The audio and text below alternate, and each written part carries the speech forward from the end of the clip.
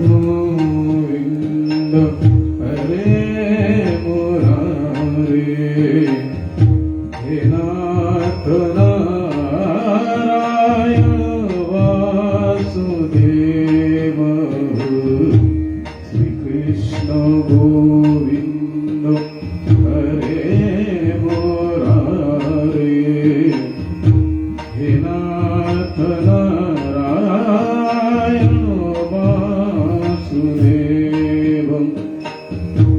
श्री कृष्ण गोविंद हरे मुरारे श्री कृष्ण गोविंद हरे मुरारे श्री कृष्ण गोविंद हरे मुरारे हे नाथ नारायण वासुदेव श्री कृष्ण गोविंद हरे मुरारे हे नाथ नारायण वासुदेव श्री कृष्ण गोविंद हरे मुरारे हे नाथ नारायण वासुदेव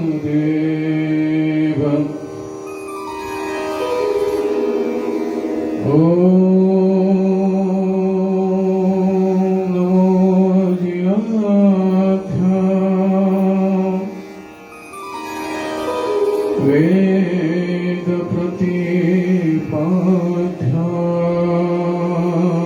प्रतिपाद्याम् जय जय स्वसंवेद्यात्मरूपा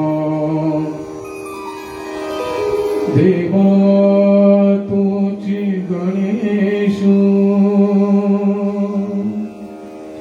सकल मूर्ती प्रकाशु मने निवृत्तिता सुअवधारी जोजी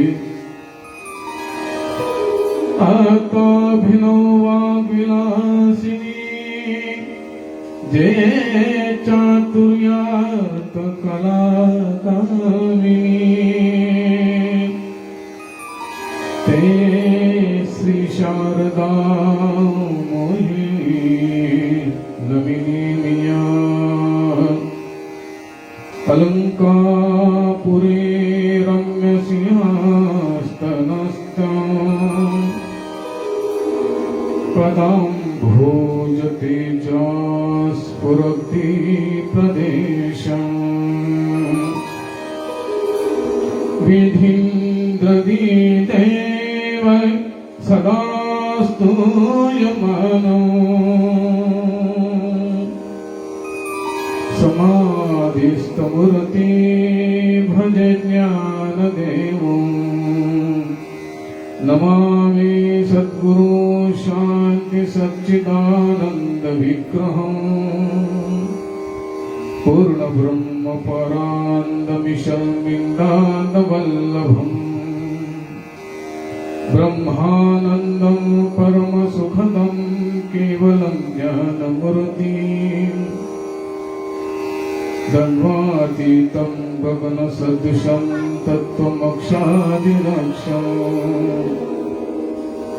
एकं नित्यं विमलमचलम् सर्वदि साक्षीभूतम् भावातीतं त्रिगुणरहितं सद्गुरुं तं नमामि। गुरुर्ब्रह्मा गुरुर्विष्णु गुरुर्देवो महेश्वरा गुरु साक्षात् परब्रह्मा तस्मै श्री गुरुवे नमः। जयाची केलिया स्मरण होय सकळ विद्याचे अधिचरण तेची बंधू श्रीचरण श्री गुरूंचे ते नमस्कारुनियात अभयांतिमा मुळा मामुषी तनुमाश्रितं परं भावं मजायन्तं ममं भूतमहेश्वरम् किंबहुना भवा विहाया आणि साचे चाड आती जरी मिया तरी तुम्ही या उपय्या या जतन कीजे ये रवी वेधली दिठी कवळे ते चांदणिया ते म्हणे पिवळे देवी माझ्या स्वरूपी निर्मळे देखाल दोष लातरी ज्वरे विटळले मुखे ते दुधाते म्हणे कडू विखे देवी मानुषा मानुस मनाल माते म्हणून पुढती तू धनंजया झाले विसंगती या अभिप्राया जे या स्थूल दृष्टी वाया जाई जे लगा प्राप्त प्रसंगी कल्याण तालुका भिवंडी तालुका वारकरी संप्रदाय प्रदेश यांच्या संयुक्त विद्यमानाने हरिभक्ती पारायण प्रतस्मरणीय निलेशजी महाराज पाटील यांच्या या संकल्पनेतून आजचा 11वा श्लोक आणि या श्लोकाची सेवा मजयच किंचित पामराकडे सोपवली गेली. आपण सर्वांनी मिळून ही सेवा पूर्ण करायची आहे. ह्या सेवेचं प्रयोजन एकच आहे की वारकरी संप्रदायाचा प्रचार आणि प्रसार. हे युग विज्ञान युग आहे आणि ह्या विज्ञान युगामध्ये विज्ञानाचा उपभोग घेता आलाच पाहिजे. एकतर कोरोना आता थोडासा 75% निवळला असला तरी पण काळजी घेणं अत्यंत गरजेचं आहे. पण श्रीमद महाभारत मधील अत्यंत महत्वाची भगवान श्रीकृष्णाचा उपदेश द्वारा अर्जुन आपणासाठी केलेला आणि त्यातील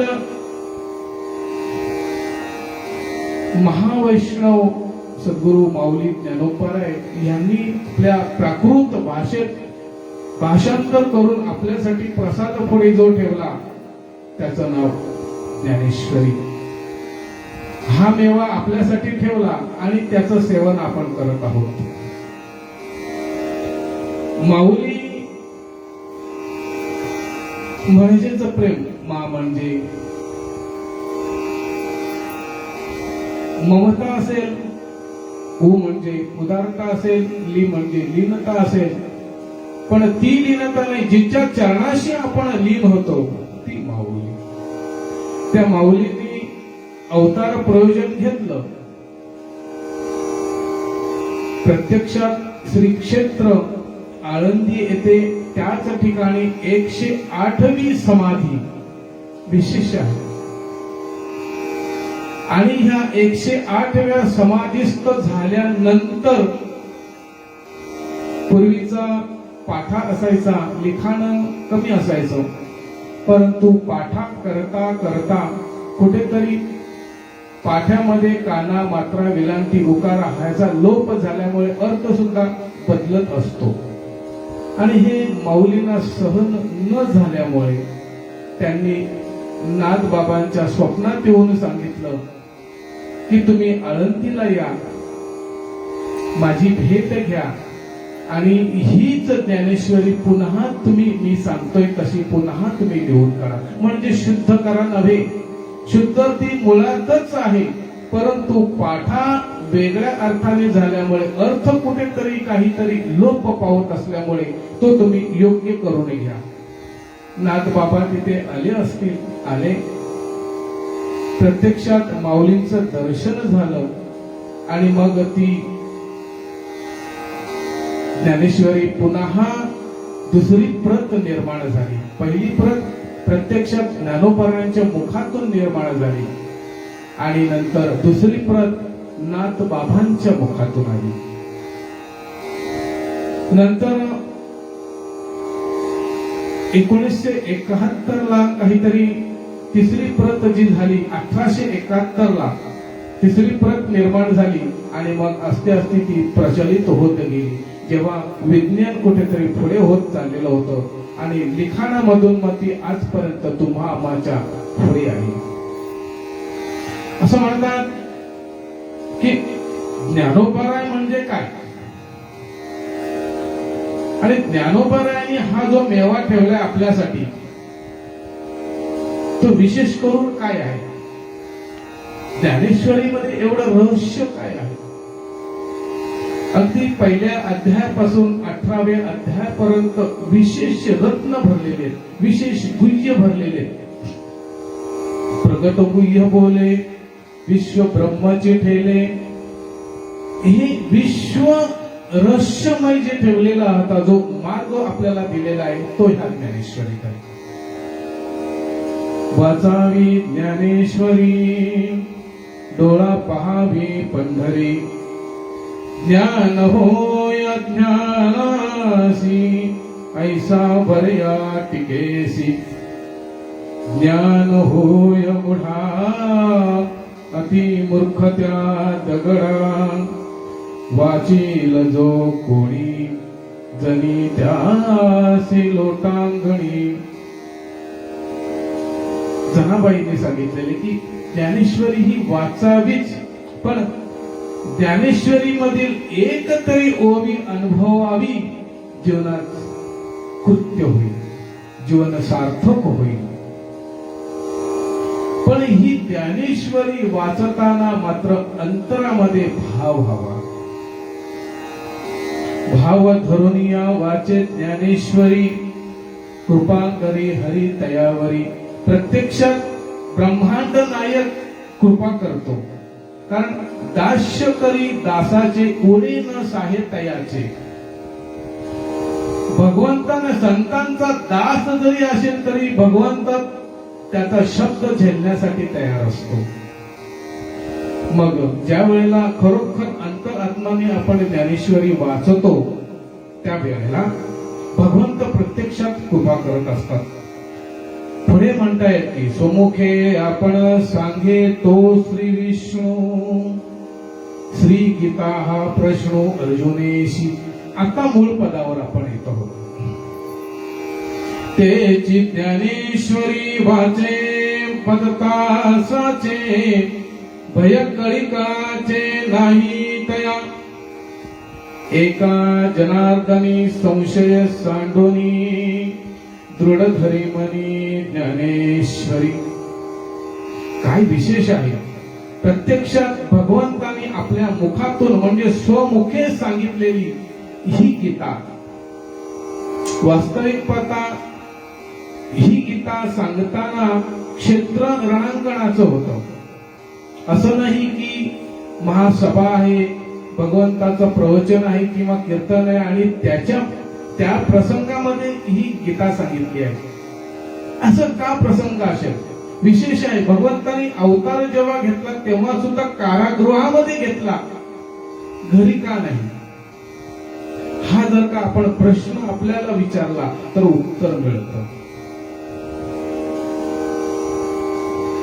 भगवंत म्हणतायत की मी माझ्या मुखातून सांगितलेले शब्द आहेत.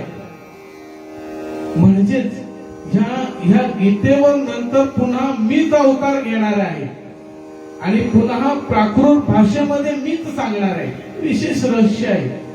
एकतर गीता ही भगवंतानीच सांगितली, अर्जुनाला सांगितली, परंतु ते निमित्त होतं. तुम्हा आम्हाच्या पर्यंत पोहोचण्यासाठी कोणीतरी एक पोस्टमन असावा लागतो. अर्जुन त्या क्षेत्रामध्ये परिपक्व झालेले होते. अर्जुनाच्या मनात कुठलाच संशय नव्हता. भगवंताने सांगावं आणि अर्जुनाने करावं, म्हणजेच सर्व स्व भगवंताच्या चरणाशी अर्पण केलेलं असल्यामुळे त्यावेळेला अनेक रथी महारथी होते, भक्त होते, साधू संत होते. परंतु असंही असताना अर्जुनालाच सांगावं हे एक रहस्य आहे. अर्जुन सामान्य व्यक्ती नाही, शांतता प्रिय तर होतेच होते, एक विशेष प्रलोभनीय वक्तृत्व होतं, व्यक्तिमत्व होतं. या अर्जुनाच्या दृष्टीने पाहायचं झालं तर प्रत्यक्षात जेव्हा भगवंताशी विलीन व्हायचे त्यावेळेला अर्जुन कोण आणि श्रीकृष्ण कोण हे सांगणं कठीण व्हायचं. जसं रामायणामध्ये भरत भेट जेव्हा झाली त्यावेळेला भगवान प्रभू रामचंद्र आणि भरत यांची जेव्हा गळा भेट झाली, हृदयाला हृदय स्पर्श केलं, त्यावेळेला राम कोण आणि भरत कोण सांगता येणं अशक्य होतं. कारण भरत राम झालेला आणि राम भरत झालेला. ह्याला म्हणतात भाव, ह्याला म्हणतात भक्ती.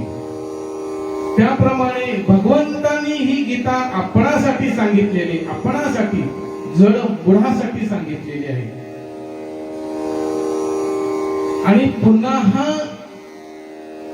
संस्कृत मध्ये असल्यामुळे तिला ती आपल्यापर्यंत पोहोचण्यासाठी पुन्हा भगवंताने अवतार घ्यावा. महाविष्णूचा अवतार सखा माझा ज्ञानेश्वर. प्रत्यक्षात भगवंतांनी पुन्हा अवतार घेतला ज्ञानोबारायांच्या मुखात. ज्ञानोबारायांचा अवतार हा महाविष्णूचा अवतार आहे, भगवान श्रीकृष्ण अवतार आहे. आणि विशेष म्हणजे असं आहे की ज्या दिवशी भगवान श्रीकृष्णाने अवतार घेतला तो दिवस आणि तोच दिवस माऊलींचा सुद्धा आहे. त्याच दिवशी माऊलींनी अवतार घ्यावा, त्याच दिवशी भगवान श्रीकृष्णाने अवतार घ्यावा, हे रहस्य आहे. हे आपण आपल्या मनाला विचारलं पाहिजे की हे असंच का. ज्ञानोबारायांनी सर्वांसाठी मोक्ष मार्ग सांगितला आणि म्हणूनच ती माऊली झाली. विनाकारण आई म्हणत नाही, आईची लेकरं अनेक प्रकारची असतात. ज्ञानराज माझी योग्यांची माऊली, जेणे निगमवल्ली प्रगट केले. आता विशेष आहे की गीता अलंकार नाम ज्ञानेश्वरी, ब्रह्मानंद लहरी प्रगट केले. गीता ह्याला अलंकार दिले. जशी सोन्याची वीट लगड असते, तिला अग्नीमधून काढल्यानंतर तिच्यावर जेव्हा अलंकार बनवू त्यावेळेला तिचे दागिने होतात. नुसती लगड किंवा सोन्याची नुसती लगड आपण गळ्यात नाही बांधतायत, कमरेला नाही बांधतायत, दंडाला नाही बांधतायत. मग त्याला अलंकार रूप स्वरूप दिल्यानंतर ते दागिने ह्या नावाने प्रचलित होतात. आता मी तुम्हाला असं सांगेन, भगवान श्रीकृष्णाने अर्जुनाच्या साक्षात समोर गीता प्रस्तुत केली.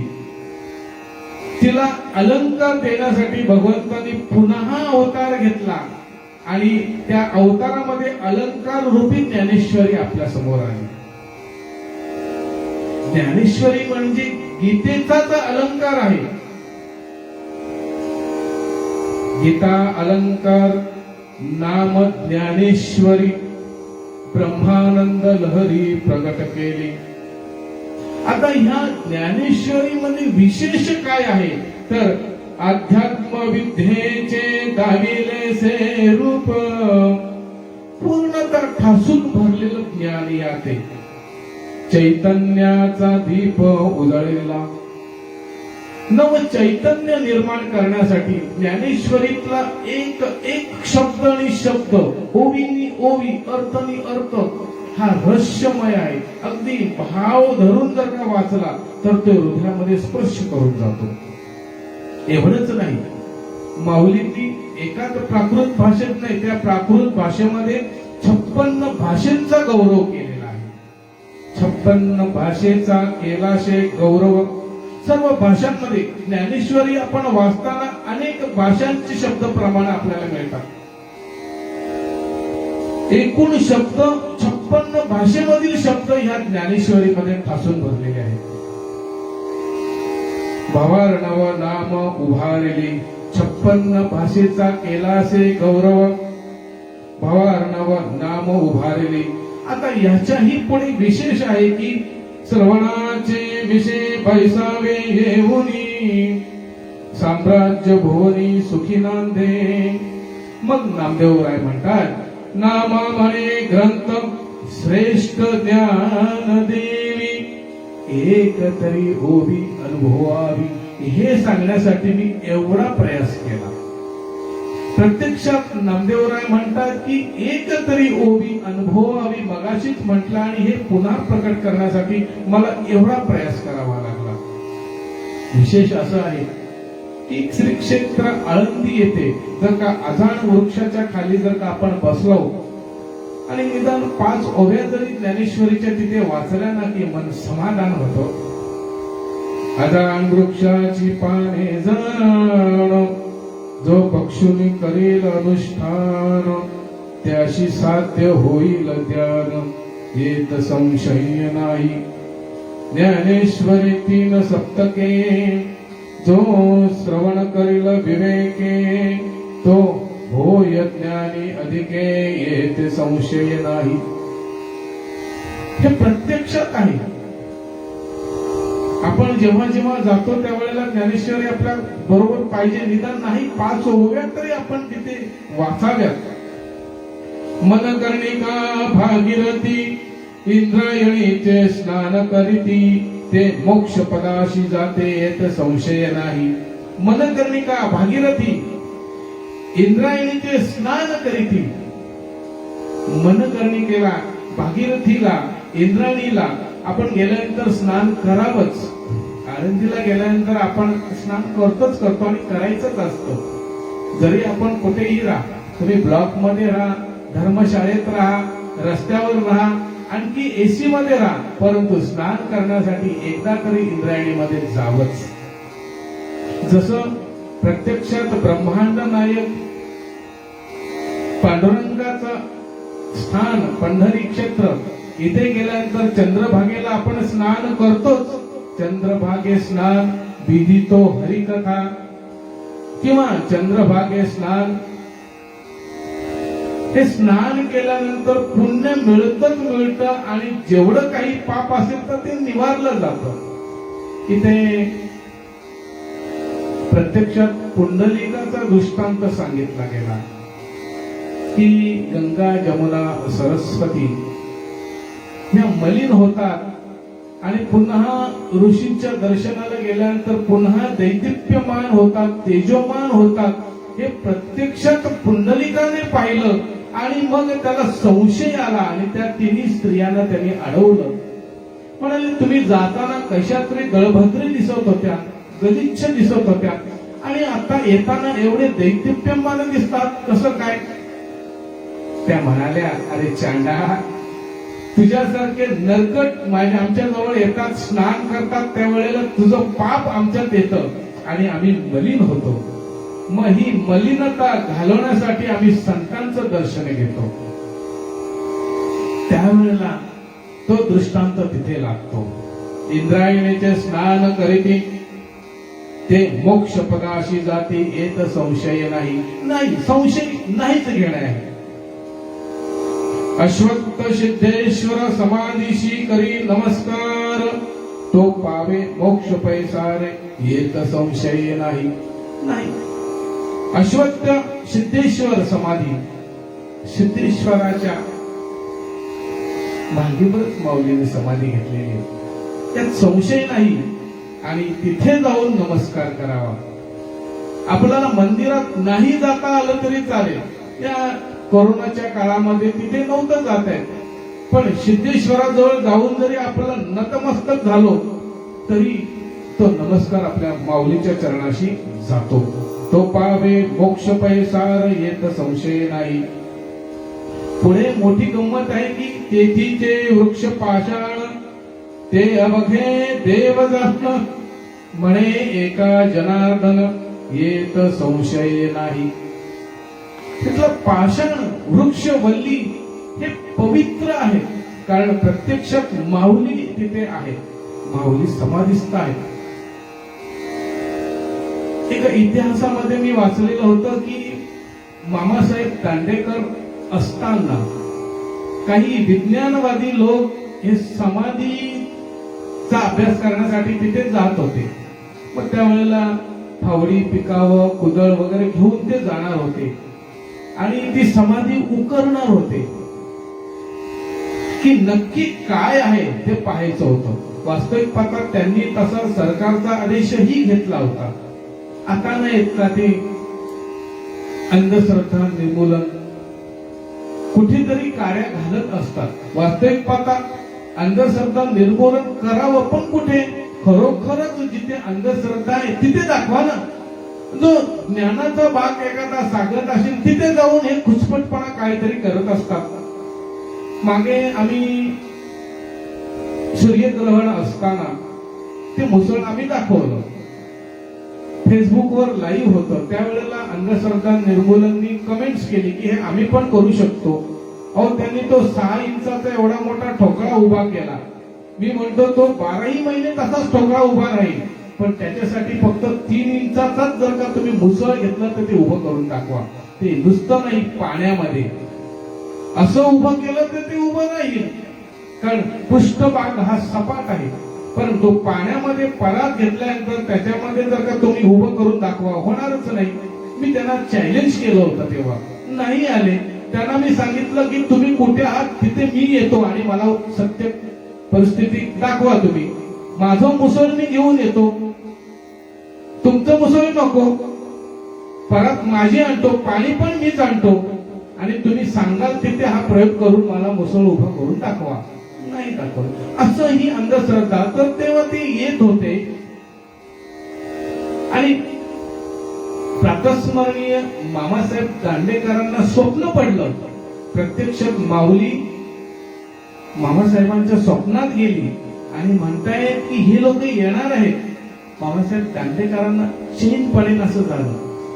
त्यांनी रातोरात आळंदी गाठली आणि आळंदीच्या सर्व नगरवासियांना सांगितलं की असं असं होणार आहे, ते येणार आहे, येऊ दे.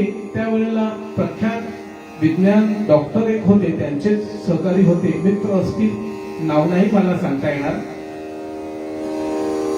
मग ते म्हणाले की त्यांनी काही ते मीटर्स असतात ॲक्युप्रेशरचे आणि कंपन मोजण्याचे मीटर्स आहेत, ते मीटर्स तिथे लावले आणि त्यांनी ते लहरी चेक केल्या की समाधी स्थळामध्ये खरोखर लहरी आहेत का. तर त्या पॉझिटिव्हच्या वरती, म्हणजे त्यांच्या क्षमतेच्या वरती लहरी दिसत होत्या आणि त्यावेळेला त्यांना वाटलं की इथे पॉझिटिव्ह आहे, पॉझिटिव्ह थिंग्स आहे, जी लहरी ज्या आहेत, माऊलींच्या लहरी तिथे आहेत. तेव्हा त्यांना ते सिद्ध करून दाखवता आलं. मला काय म्हणायचंय की आता हे सिद्ध करून दाखवताना माऊलींचे हा भगवंता श्रीकृष्णाने जो श्लोक सांगितलाय, अवंजांती मा मुळा मामोशी तनो माशितम परम भाव मजान म्हणतो मम भूत महेश्वरम. भगवंत म्हणताय की सर्व भूतांचा ईश्वर जो मी,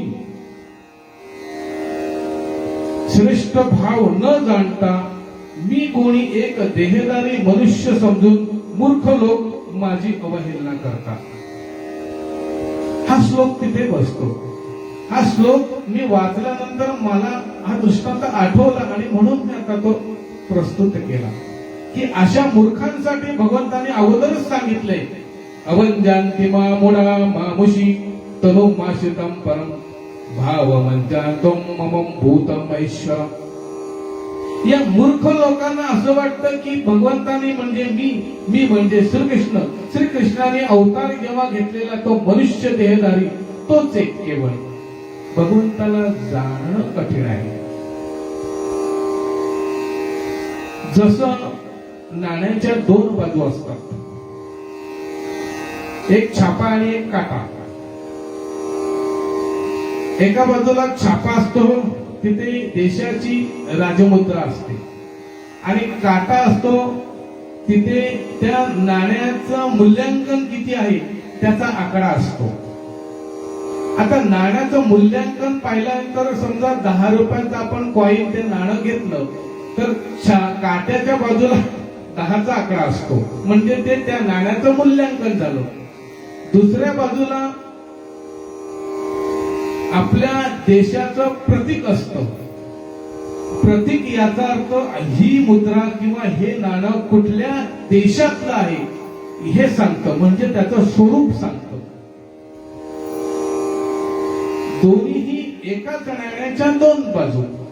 जगामध्ये कुठेही जा, नाण्याला बाजू दोनच. तुम्हाला 3 भेटणार नाहीत, एकही भेटणार नाही. जगामध्ये जगाच्या पाठीवर जा, 7 समुद्राच्या पलीकडे जा, नाण्याला बाजू दोनच. त्याप्रमाणे भगवंताला सुद्धा बाजू दोनच, एक माया आणि एक भगवंत. तुम्हाला काय आत्मसात करायचंय हे तुम्ही ठरवायचंय.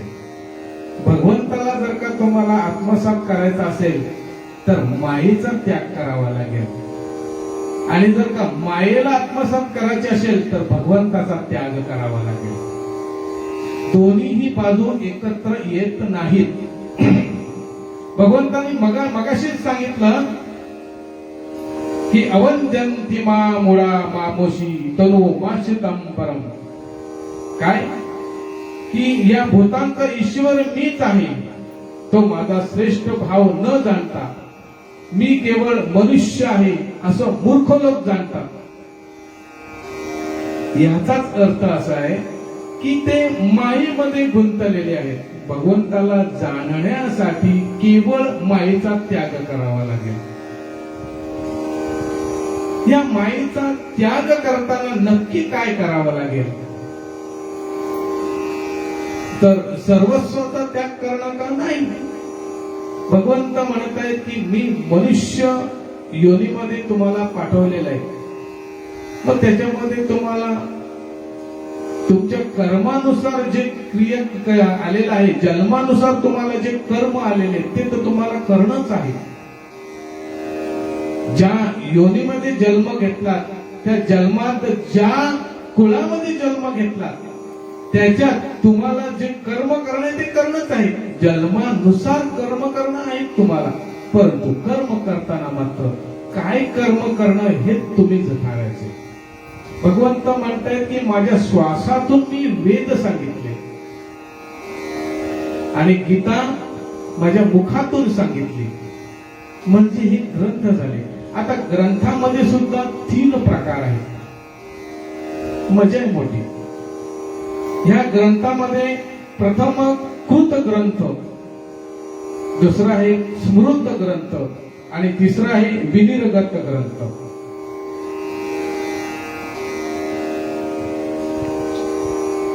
कृत ग्रंथ ज्यांना म्हणतात की माणूस स्वतःच्या बुद्धीने, कल्पनेने, प्रतिमा शक्तीने जे वाङ्मय लिहितो त्याच कृत ग्रंथ म्हणतात. मनुष्याच्या बुद्धीने, कल्पनेने जे लिहिलेलं असतो, वाङ्मय लिहिलेलं असतं, कादंबरी लिहिलेली असेल, नाटक लिहिलेले असेल, कविता लिहिलेल्या असतील, नाट्यपद लिहिलेले असतील, गाणी लिहिलेली असतील, याला कृत ग्रंथ म्हणतात.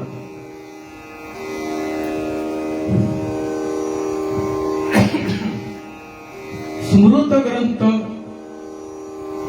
देवाचा साक्षात्कार झाल्यानंतर, प्रभूने अथवा संतांनी आशीर्वाद दिल्यानंतर मुखातून जी प्रासादिक वाणी बाहेर निघते, जी निर्मित होते, तिला स्मृत ग्रंथ म्हणतात.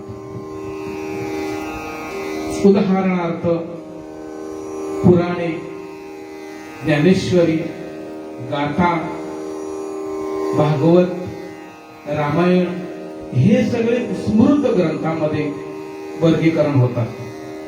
कारण काय की प्रत्यक्षात भगवंताचा साक्षात्कार झाल्यानंतर मुखातून प्रासादिक वाणी निर्माण झाली.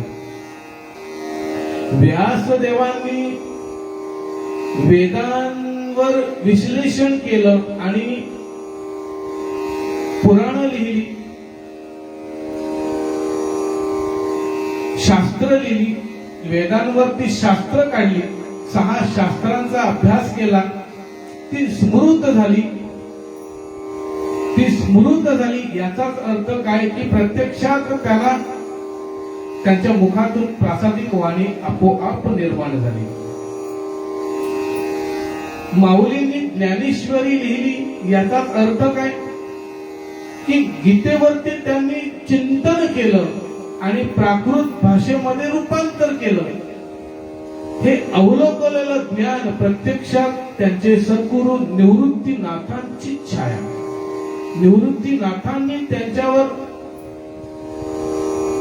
प्रसन्न भाव मुद्रेने आशीर्वाद दिल्यानंतर आपोआप प्रासादिक वाणी बाहेर निघाली आणि ज्ञानेश्वरी निर्माण झाली. गाथा तसंच आहे.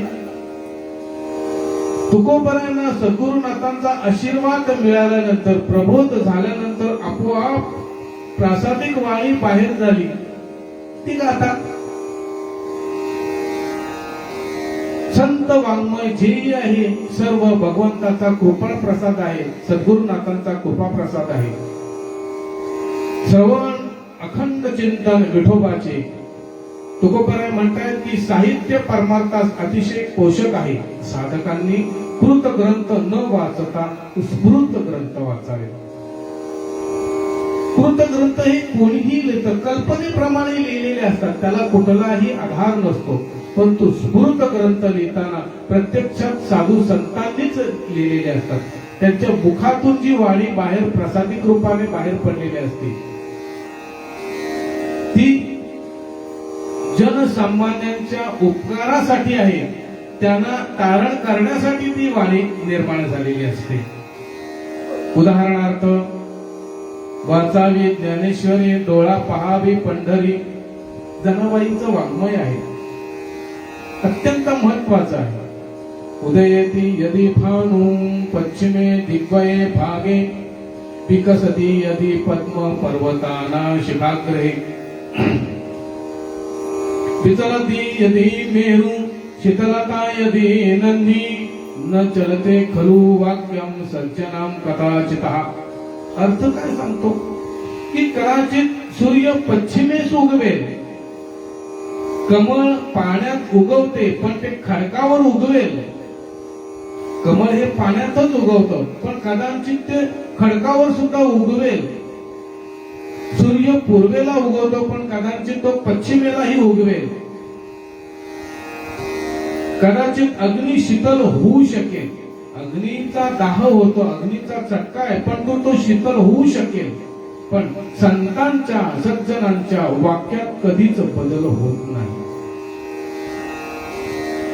तुकोबरांचं प्रमाण आहे की ब्रह्मरूप संत जगी अवतरले, उद्धराया आले दीन जना. ते ब्रह्मरूप संत आहेत, प्रत्यक्षात ब्रह्मस्वरूप आहेत. तुकोबरायांनी अनेक प्रकारे अवतार, 6ही अवतार घेतले. केवळ जगाच्या कल्याणा, संतांच्या विभूती, देह कष्टविधी, परोपकारी. ज्ञानोबरायांनी अवतार घेतला तो ह्याच्यासाठी, त्याचं प्रयोजनच हे होतं की मी भगवान श्रीकृष्ण असताना मी जो प्रबोध केलेला आहे अर्जुनाला, तो मी संस्कृत भाषेत केलेला आहे. परंतु काही कर्मटकांनी त्यांच्यावर अंकुश टाकले, पाश टाकले आणि सर्वसामान्य सामान्य जणांपर्यंत तो माझा निरोप पोहोचत नाही, ते ज्ञान तिथपर्यंत पोहोचत नाहीये. म्हणून मला पुन्हा अवतार घ्यावा लागेल. आणि माऊलीच्या रूपामध्ये भगवान विष्णूंनी अवतार घेतला. महाविष्णूचा अवतार सखा माझा ज्ञानेश्वर. आणि मग त्यांनी ते अवतार प्रयोजन केल्यानंतर त्यांनी हे अवतारात त्याचं कार्य केलं. अवतार कार्य केल्यानंतर ते म्हणाले की माझं कार्य संपलं. मग त्यांनी पुन्हा ब्रह्मारंध्राशी संधान साधलं आणि सांगितलं की माझं आता अवतार कार्य संपलेलं आहे, आता मी काय करावं. आणि मग त्यांनी ते समाधिस्थ झालेले आहे.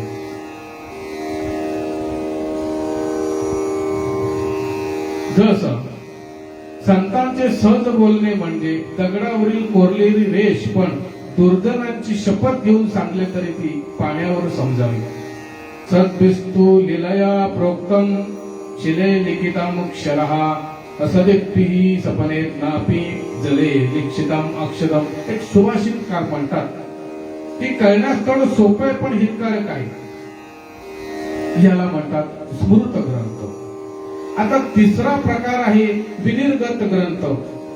आता विनिर्गत ग्रंथ म्हणजे प्रत्यक्षात स्वयंभू प्रकट झालेले ग्रंथ म्हणजे भगवंताच्या श्वासातून निर्माण झालेले वेद. जे कोणी निर्माण केले नाहीत आणि वेद देवाच्या श्वासातून निघाले, जयाच्या निश्वासी जन्म झाले वेदराशी.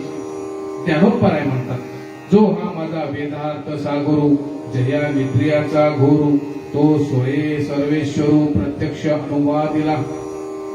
ज्ञानोपराय म्हणतात की वेद ब्रह्म देवाशी कळत नाही तर सामान्यांची काय व्यथा. तुकोबराय म्हणतात वेदाचा अर्थ आम्हाशीच ठाव, इतरांनी भार माथावे म्हणजे त्याचा फक्त सन्मान करावा. वेदाचा अर्थ कठीण आहे. वेद खूप काय सांगून जातं पण तू भगवंताची व्याख्या करताना सुद्धा वेदांनी गुडघे टेकले. वेदाला सुद्धा भगवंताची कल्पना करण्याची शक्ती नाहीये. भगवंत स्वरूप काय आहे हे सांगण्याची क्षमता सुद्धा वेदात नाही. वेदाच्या पलीकडचा भगवान परमात्मा आहे. म्हणून मी मगाशी तुम्हाला उदाहरण दिलं की जसं नाण्याच्या दोन बाजू आहेत त्याप्रमाणे भगवंताच्या दोन बाजू आहेत. एका बाजूला प्रत्यक्षात परब्रह्म भगवंत आहेत तर दुसऱ्या बाजूला माया आहे. तुम्ही कुठल्याही बाजूला जा, मायेच्या बाजूला गेलात भगवंत तुम्हाला लांब होईल आणि भगवंताच्या बाजूला गेलात तर माया लांब होईल. सुदाम ब्राह्मण मायेच्या लांब होते हो, म्हणजे ते दारिद्र्याने पिढिलेले होते. त्यांना कसलीच माया जाळ नव्हती. फक्त कृष्ण कृष्ण जय कृष्ण कृष्ण जय बस एवढंच करत होते. आणि तो माझा सखा आहे एवढी निष्ठा भावना होती. परिणामता काय झाला, प्रत्यक्षात भगवान श्रीकृष्णाने त्यांना बोलवून घेतलं. ही सगळी स्मृतिचक्र त्याच्या हातात आहे. अहो तो चतुरा तो शिरोमणी गुण लावण्याची खाण मुकुट सकाळमणी. एवढा तीक्ष्ण आहे भगवान श्रीकृष्ण, सामान्य नाही. अवतार हा सामान्य नाही भगवंताचा. भगवंताला आत्मसात करणं एवढं सामान्य नाही. आपण सकाळी भगवंताच्या पुढ्यात फक्त 2 अगरबत्त्या लावू आणि सत्यनारायणाच्या महापूजेला जशी लिस्ट असते तसं मागणं मागतो. एवढा काही सोपा आहे का भगवंत? सहज जर का सांगणं झालं तर भाव आपला पाहिजे. एक क्षणभर का होईना जर का भाव असेल तर तो आपल्या हृदयामध्ये साठवला जातो. जनीबाई म्हणते साठविला हरी जिही हृदयी मंदिरी त्याची सरली येर झाला सुपार व्यापार. प्रत्यक्षात श्वास घेता आणि सोडताना जर का आपण नुसतं नामस्मरण जर करत असो, अनुग्रह करतो, अनुसंधान करत जरी असलो तरी एवढं जाणलं पाहिजे की हा श्वास सुद्धा त्याचाच आहे. सोहम शब्दाचा मारा केला आत विठ्ठल काकुळती आला. याचा अर्थ काय त्याला बेड्या ठोकल्यात का? नाही. तो काकुळतीला आला पाहिजे की नाही माझ्या भक्तांनी माझी हाक मारलेली मला साथ देणं गरजेचं आहे. पूर्वी तपश्चर्या करायला बसायचे त्यावेळेला देहाचा विसर पडायचा त्यांना. तुकोबराय भंडारा डोंगरावर जायचे, देहाचा विसर पडत होता. का असं होतं की त्यांनी देहावर कधी प्रेमच केलं नाही, पण आपण मात्र देहावर प्रेम करतो. तोंडाला काय काय काय काय लावू त्याचं काहीच सांगता येत नाही. ओठाला काय काय लावू त्याच्या पलीकडचं चांगलं आहे. केस पांढरे झाले की परत काळे काळे करण्यासाठी काय काय करू, पण वय लपत नाही ना. अहो, कालाय तस्मै नमः. काळ हा त्याच्या मार्गाने चाललेला आहे, तो थांबणार तर नाही आपल्यासाठी. मग काळाप्रमाणे आपल्याला चालणारच आहे. जनक राजाच्या कानाच्या मागे एक दोन केस पांढरे झालेले दिसले. सॉरी, दशरथाच्या कानाच्या मागचे 2 केस त्याला पांढरे दिसले. आरशात सहज गेला आणि बघितलं तर अरे माझे केस पांढरे झाले. परिणाम काय झाला?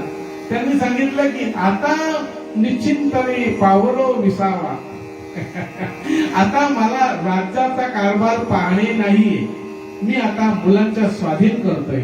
आणि रामाला गादीवर बसवलं. हे कशासाठी आहे सगळं? की जोपर्यंत मी करणं आहे तोपर्यंत मी करतोय, परंतु त्यांनी जर का माझा संकेत दिला, मला संकेत की कालाय तस्मै नमः. श्वास घेताना आपलं प्रत्येक रंध्रामध्ये तो आहे, तो जर का बंद झाला की मग रामनाम सत्य आहे. मग जेवढं आपण जीवन जगतोय हे त्याचं बेनिफिट आहे. वास्तविक पाहता क्षणोक्षणी हाची करावा विचारा. तरावया पार भवसिंधू. आपल्याला हे दुःखाचा सागर ओलांडून पलीकडे जायचंय, मग त्याच्यासाठी काय करावं लागेल? मग भगवंताचीच बाजू घ्यावी लागेल. भगवंत म्हणतायत की हे सगळे लोक मला त्या मनुष्य देहदारीवरच फक्त बघतायत. काय तो म्हणे तुमचा श्रीकृष्ण. मागे एकाने फेसबुकवर कॉमेंट्स केली होती की तुमचा कृष्ण 16,000 शस्त्र नारी म्हणे बायका आहेत त्याला. काय तो तुमचा कृष्ण?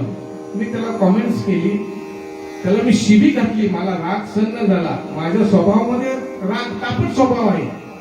मी त्याला शिवी घातली आणि मग सांगितलं की भगवान श्रीकृष्ण म्हण, काय कृष्ण नको, कारण तो दुसऱ्या धर्माचा जातीचा होता. मी त्याला सांगितलं मी सुद्धा बोलू शकतो, पण तू असा अर्थ काढू नको, नाहीतर तिथे येऊन ठोकू आम्ही तुला. तू काय समजलास? भगवान श्रीकृष्ण म्हण. आणि त्यांची तेवढी पात्रता होती. अरे तुला तुझी एक बायको सांभाळताना नाकी 10 आले. भगवान श्रीकृष्णाने 16,000 नगरामध्ये महाल बनवले होते. अर्थ कळतो का तुला? तू काय म्हणतोस? तो आपल्या एका बायकोला एक साडी घेताना बोनस विचारायला लागतो आपल्या बॉसला, या वेळेला बोनस किती आहे, आणि तू ही व्याख्या करतोस. भगवंतानी हा अर्थ तेव्हा लिहून ठेवलेला हा सत्य इथे झालाय.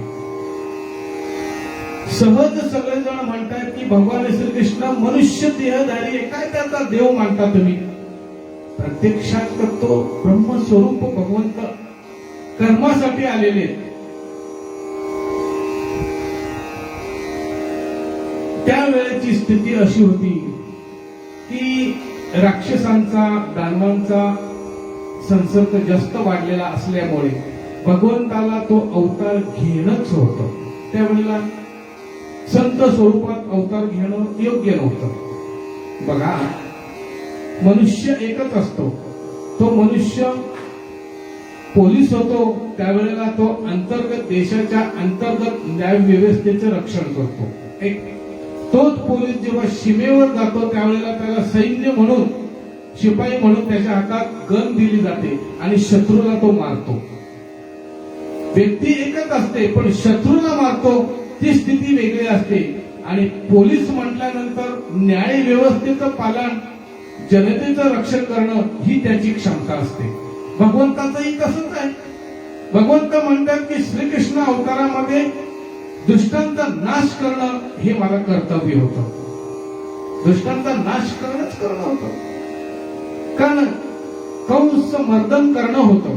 कंसाचा अत्याचार एवढा वाढला होता की पृथ्वीला ते पाप सहन होत नव्हतं, आणि म्हणून कृष्ण अवतार घेणं होतं. त्याच्या मागेही अनेक प्रयोजन होती. हे सगळं विधी लिखित असतं, हे सगळं नाटक ठरलेलं असतं आणि त्याप्रमाणे भगवान त्याप्रमाणे अवतार घेतात. चला पुढे जाऊया. जो हा वेदार्थ सागरू दया निद्र्याचा घोरू तो स्वये सिद्धेश्वरू प्रत्यक्ष अनुवादिला. ज्ञानोबाराय म्हणतायत की हा सर्वेश्वरू प्रत्यक्ष अनुवादला आहे. वेद ब्रह्म देवाशी कळत नाही ते सामान्याशी काय व्यथा. ब्रह्मा डोळसा तो वेदांत ना कळे येत हे आंधळे व्यर्थ होती. नाथ बाबा म्हणतात की ब्रह्मा डोळसा तो वेदांत ना कळे. वेदाचा अर्थ ब्रह्मस्वरूप असलेले पण डोळस असून सुद्धा त्यांना कळत नाही. येथे आंधळे काय करतात? उदाहरणार्थ जे डोळस आहेत त्यांना समजत नाही तर आंधळ्यांना काय दिसेल? एक दृष्टांत सांगावा असं वाटतो. एक 5 मिनिटं फक्त आपली राहिलेली आहेत आता. की अकबराने बिरबलाला सांगितलं की अपने राज्य में अंधे कितने हैं? बिरबलाने सांगितलं की अंधे सभी हैं. क्या बकवास करते हो? सही है, साबित कर सकोगे? तुम्हारे जी खमीन सुबह आइए बाजार में, सुबह 10 बजे आप बाजार में आइए. त्याने ठिकाण सांगितलं की त्या ठिकाणाच्या तिथे या तुम्ही, मी तुम्हाला आंधळे किती आहेत त्यांची लिस्ट देतो प्रमाणासहित. सकाळी आपला बिरबल खाट घेऊन गेला. खाट खटिया जी आपली विणायची खाट असते ती खाट घेऊन गेला आणि खाट विणत बसला बिरबल. आणि नंतर तो अकबर बादशाह आला. बिरबल जी क्या कर रहे हो? आता बिरबलाच्या बाजूला त्याचा एक मुनिमजी आणला होता. मुनिमजीला सांगितलं की मुनिमजी खमीन का नाम लिख दो. त्यांनी लिहिलं बिरबल बादशाह. पण ये क्या? ये अंधे का नाम है, अंधों का लिस्ट है, इसमें आपका पहला नाम है. मैंने मैं अंधा कैसा? अगर आप अंधे ना होते तो आप पूछते नहीं कि ये क्या कर रहे हैं. आपने पूछा ना बिरबल जी ये क्या कर रहे हैं? आपने देखा है कि खटिया बीत रहा हूं और आप बोलते क्या कर रहे हैं? आप अंधे क्रमांक 1. मग असे बरेच असे बरेच त्याच्यानंतर बरेच असे आले ते पण बिरबल जी क्या कर रहे हो? अंधा क्रमांक 2, अंधा क्रमांक 3 अशी सगळ्यांची लिस्ट लागली. काय सांगायचंय की डोळस असून सुद्धा ते आंधळे असतात. तुकोबरांचं एक प्रमाण मला आठवलं. नका डोळे धुरे भरून राही. तुम्हाला डोळे आहेत पण तुम्ही आंधळासारखं वागता का? तात्पर्य असं आहे की साधकांनी याच्या भानगडीतच पडू नये. या सगळ्या उठाठ्याव्या आहेत आणि साधकांनी ह्याच्यात भानगडीत पडू नये. याशिवाय आदर ठेवावा. या कोटीत आपले एक मूळ वाङ्मय आहे ग्रंथ. कर्त्यासह समावेश आपले 4 वेद आहेत. प्रथम वेद एकच होता पण व्यासांनी लोकांच्या हितासाठी त्याचे 4 प्रकार पाडले. अथर्ववेद, ऋग्वेद, यजुर्वेद, सामवेद अशा 4 ब्रह्मवाक्य आहेत. अहम ब्रह्मास्मि, अयत्तात्मा ब्रह्म, प्रज्ञानंद ब्रह्म, तत्वमसी अशा प्रकारचे हे सगळे आहेत. मग ह्याच्यामध्ये त्यांनी मग 4 वेदांचा शास्त्रांमध्ये परिवर्तन केलं.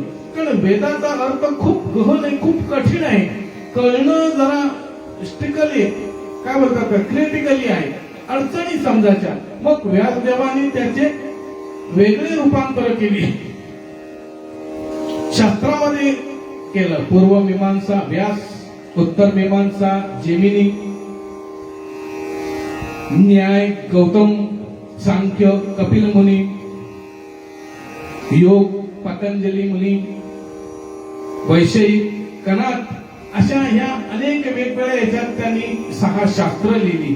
गौतमस्य कणादस्य कपिलस्य पतंजली व्यासस्य जेमिनेश्वापी दर्शनादी षडंचही.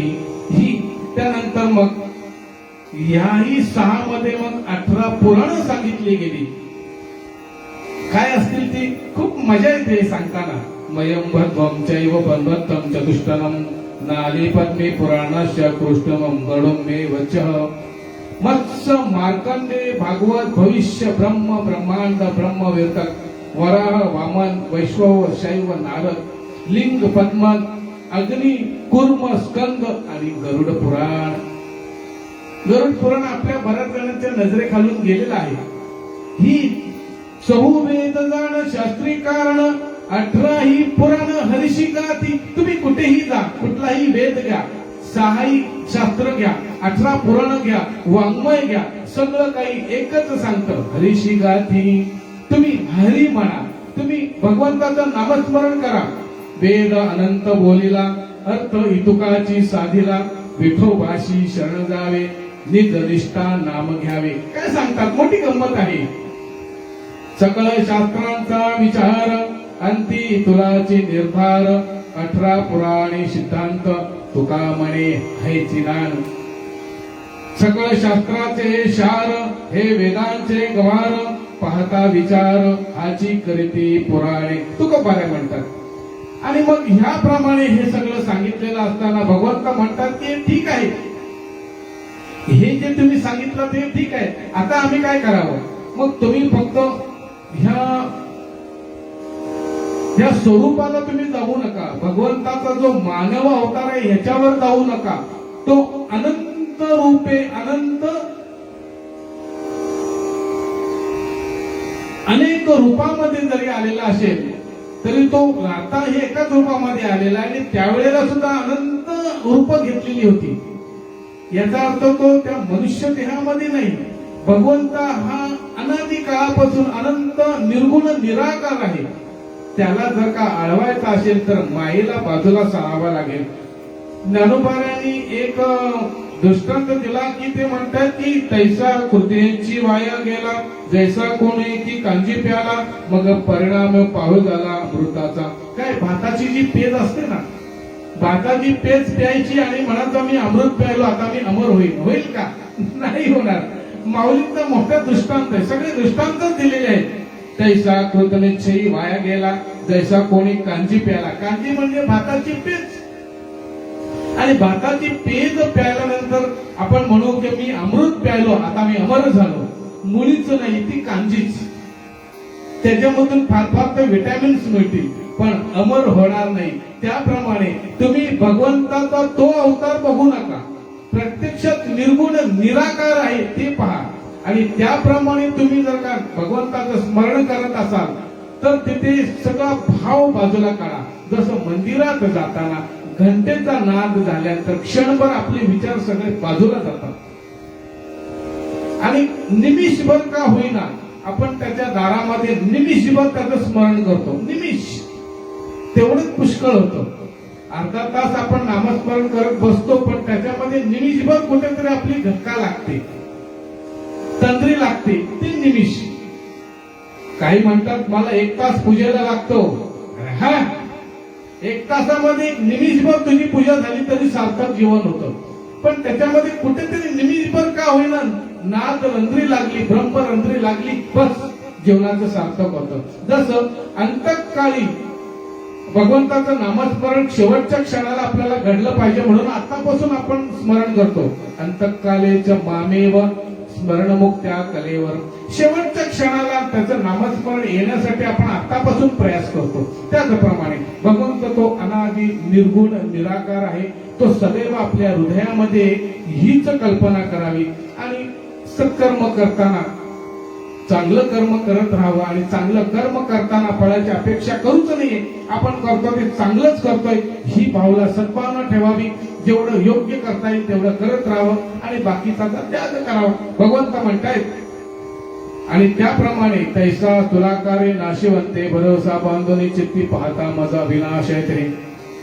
ह्याप्रमाणे भगवंत म्हणतायत की ह्या 9व्या अध्यायातील 11व्या श्लोकवर आपण चिंतन केलं. वेळ आपली संपुष्टात आलेली आहे. बरंच काही या श्लोकावर सांगण्यासारखं होतं परंतु वेळेच्या बंधनामुळे अडकल्यामुळे मला पुढे जाता येत नाही. तरी न्यूनते पुरते अधिकते सरते करून घ्यावे तुमचे विनविते असे. गोपाळ कृष्ण भगवान की जय. विठ्ठला विठ्ठला विठ्ठला विठ्ठला विठ्ठला विठ्ठला. कुंडली गौरदार विठ्ठल श्री ज्ञानदेव तुकाराम पंढरीनाथ भगवान की जय. माऊली ज्ञानेश्वर